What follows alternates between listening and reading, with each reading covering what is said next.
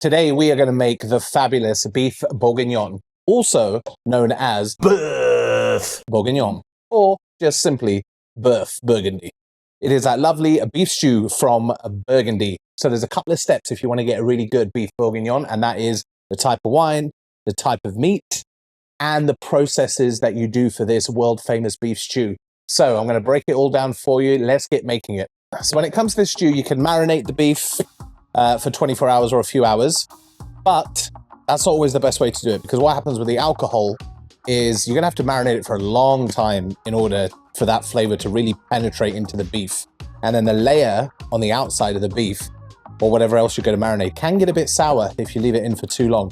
So there's a couple of really good chefs who've got some good takes on this. So first off, Joel Robuchon, he recommends basically reducing the wine by half and then concentrating the flavor. And actually that does work. When you reduce it, you do concentrate the flavor.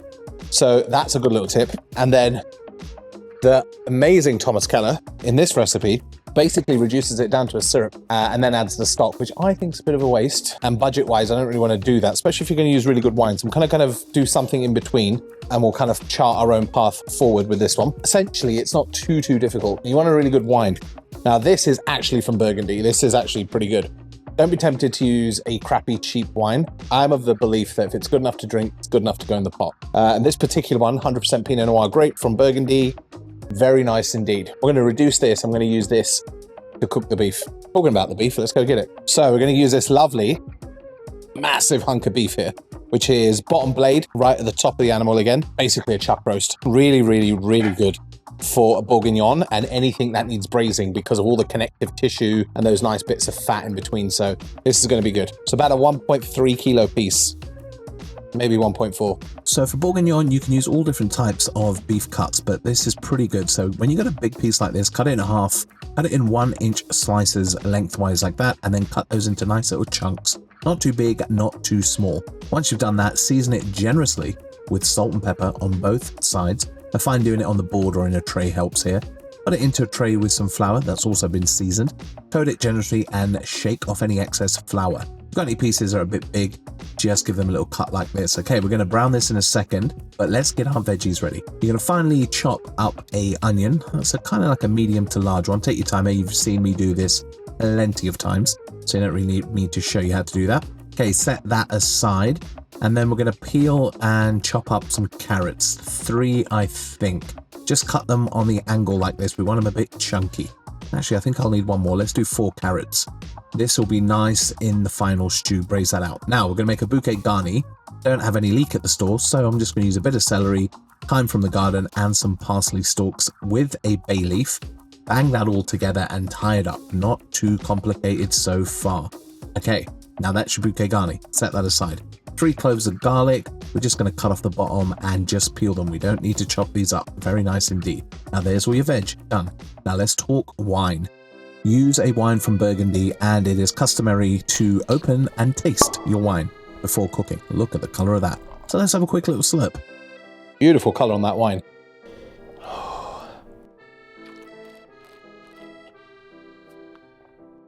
Wow.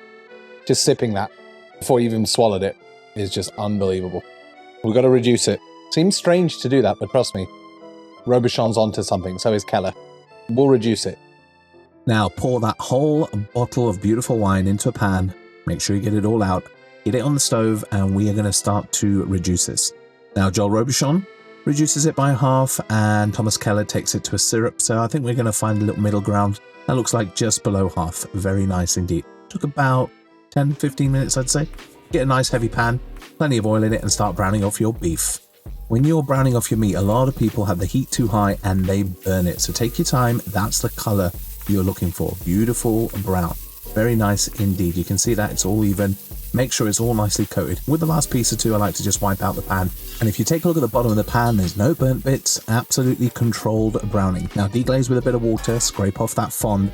We're going to pass that through a sieve to remove any sediment, and we're going to keep that liquid for later. Wipe out the pan, fresh oil back in. There's still plenty of heat in this pan. And then we're going to add in our onions and cook that separately first with a generous seasoning of salt for about 10-15 minutes. We just want to soften them up quite nicely.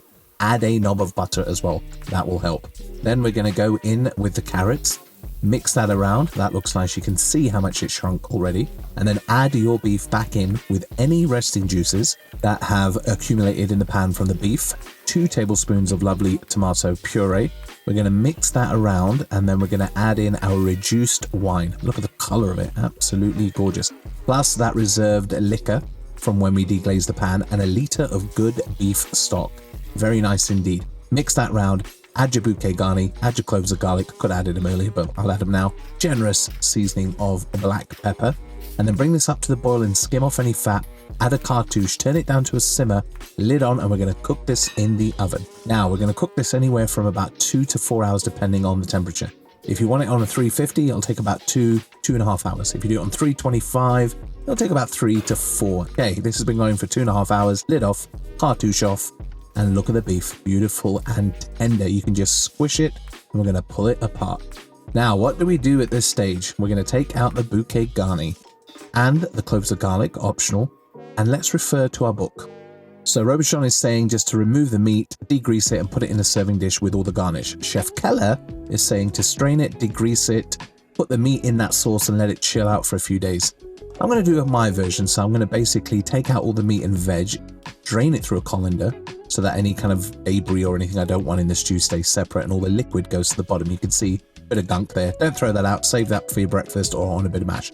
Now, I want to refine this liquor, but what I'm going to do is I'm going to put it in the fridge so the fat solidifies. Look at that, absolutely beautiful. Set that aside, cover your meat. Now, the garnish. Pearl onions, can't get them here. So I'm going to use shallots. I'm just going to cut them in half or a quarter with the root still attached. Peel them, set those aside. We're going to need some lardons of bacon. This is homemade bacon. Mangalister pork, so very premium indeed. I will show you how to make this in a separate video. So that's why it has a large fat cap. I'm just going to take some of that fat off, and I'm going to chop this and see how big I want my lardons. That looks good. So I'll cut this in half again, work my way through, and just chop this up into some nice lardons. More on this later on how we're going to cook this. A little bit different. Set that aside. And then just some button mushrooms. Get the small ones if you can. You can wash these, but I want to be a bit extra, so I'm going to brush them, take off the bottom, and there's my garnish ready to cook. Now I'm going to get my pan on hot. I'm going to add in some nice butter, bit of oil so that doesn't burn, get that foaming, and then I'm going to go in with about a spoon of white sugar. You'll see why.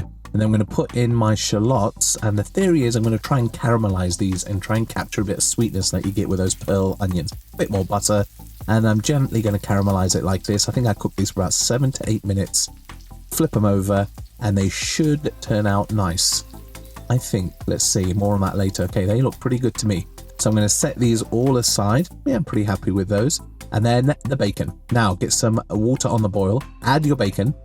Boil this for about 2 to 4 minutes. I know that seems a bit weird, but this is going to help you get very crispy bacon indeed. Put it in a hot, dry frying pan, and the fat is going to render out. Now there's more fat than normal with Mangalister pork, so do not throw that fat out. We're going to cook this medium-low heat until it gets nice and colored and crispy like this. That is what we are going for. I'm going to take out the bacon lardons, drain it on a bit of kitchen paper later, and I'm going to pour out most of that fat. Don't throw it away. It's phenomenal. Cook with it, trust me. Then we're going to go straight in with the mushrooms in that pan, add a generous amount of salt, and then a couple of spoons of that lovely Mangalister fat. After a few minutes, we're going to turn that over and get a bit of color. We don't want to go crazy with this, but we want a nice color for the garnish. Couple more spoons of fat once we've got them all flipped over, and then you can be a little bit chefy here and try and flip them and toss them in the pan as well. I think in total I cooked this for about 5, maybe 6 minutes in total. That looks pretty good to me. Set that aside and back to the stew. Now you can see our liquor, all the fat has solidified. Scrape that off. Again, don't throw that out. Put that on your potatoes or any other thing you want to roast. Very nice indeed. We're going to put that back into a pan, bring that up to a simmer, and I'm going to skim off any impurities because we're going to go a little bit extra in honor of Chef Keller and Joel Robuchon. Once I'm happy with that, I've got to add some butter, a nice generous amount, whisk that through, and you can see how velvety and glossy our stew base is looking. That looks very nice indeed. Now I'm going to go back in with the meat and vegetables, and that's just going to help further thicken it up a little bit. Give that a little mix around.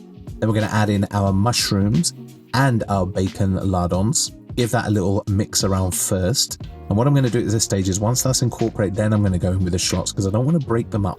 Pearl onions obviously keep their shape better. Then we're going to add in a generous amount of parsley that has been chopped up. I like the Italian flat leaf.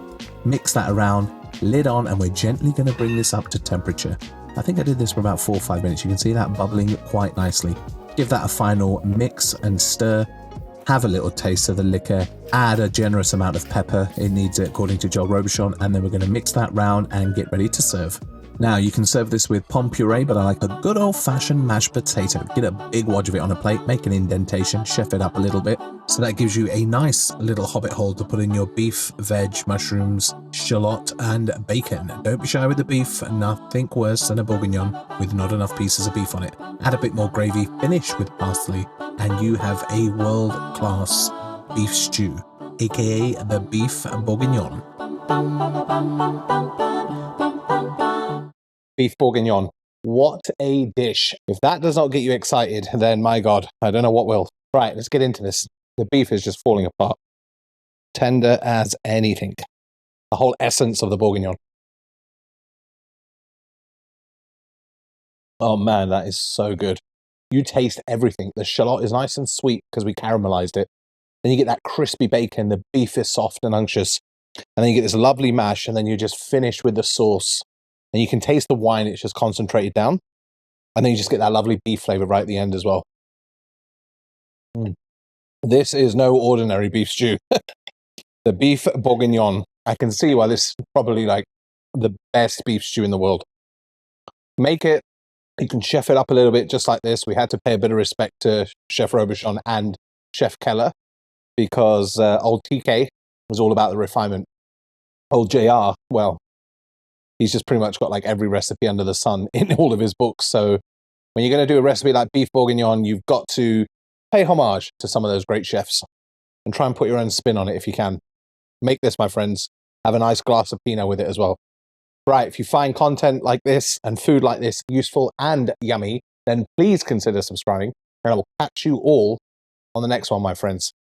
Cheers to the beef bourguignon.